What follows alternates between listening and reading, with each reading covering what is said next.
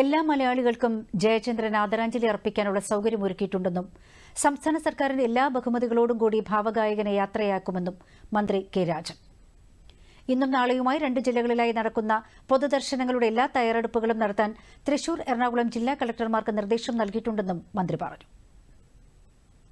ശാരീരികമായി നേരിട്ട നിരവധി പ്രതിസന്ധികളുടെ നടുവിലും ഇതെല്ലാം മറികടന്നുകൊണ്ട് വീണ്ടും പാട്ടിന്റെ പാലാഴി മലയാളിക്ക് വേണ്ടി ഒരുക്കും എന്ന ആത്മവിശ്വാസത്തിലായിരുന്നു അദ്ദേഹം.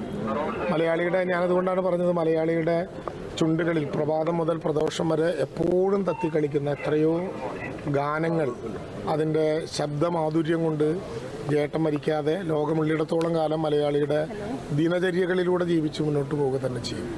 മലയാളത്തിന് ഏറ്റവും ലാളിത്യമാർന്ന ഒരു സംഗീത ശൈലി കൂടി, ഗാനാവതരണത്തിൻ്റെ കാര്യത്തിലുൾപ്പെടെ ഒരു ലാളിത്യമാർന്ന സംഗീത ശൈലി കൂടി പി ജയചന്ദ്രൻ സമ്മാനിച്ചിട്ടുണ്ട് എന്ന് നമുക്കെല്ലാവർക്കും അറിയാം. അദ്ദേഹത്തിൻ്റെ അന്ത്യകർമ്മങ്ങൾ ഏതാണ്ട് 36 മണിക്കൂറിലേറെ നീണ്ടു നിൽക്കും വിധം മലയാളിക്കെല്ലാം കാണാനും അദ്ദേഹത്തിൻ്റെ മുമ്പിൽ ഗാനാർച്ചന നടത്താനും ഒക്കെ കഴിയും വിധത്തിലുള്ള തയ്യാറെടുപ്പുകളാണ് ഒരുക്കിയിട്ടുള്ളത്. സംസ്ഥാന പ്രോട്ടോകോൾ നൽകിക്കൊണ്ട് തന്നെ ആവശ്യമായിട്ടുള്ള എല്ലാ നടപടികളും എടുക്കുന്നതിന് വേണ്ടി തൃശ്ശൂരിലെയും എറണാകുളത്തെയും ജില്ലാ കളക്ടർമാർക്ക് ഇതിനകം തന്നെ നിർദ്ദേശം നൽകിയിട്ടുണ്ട്.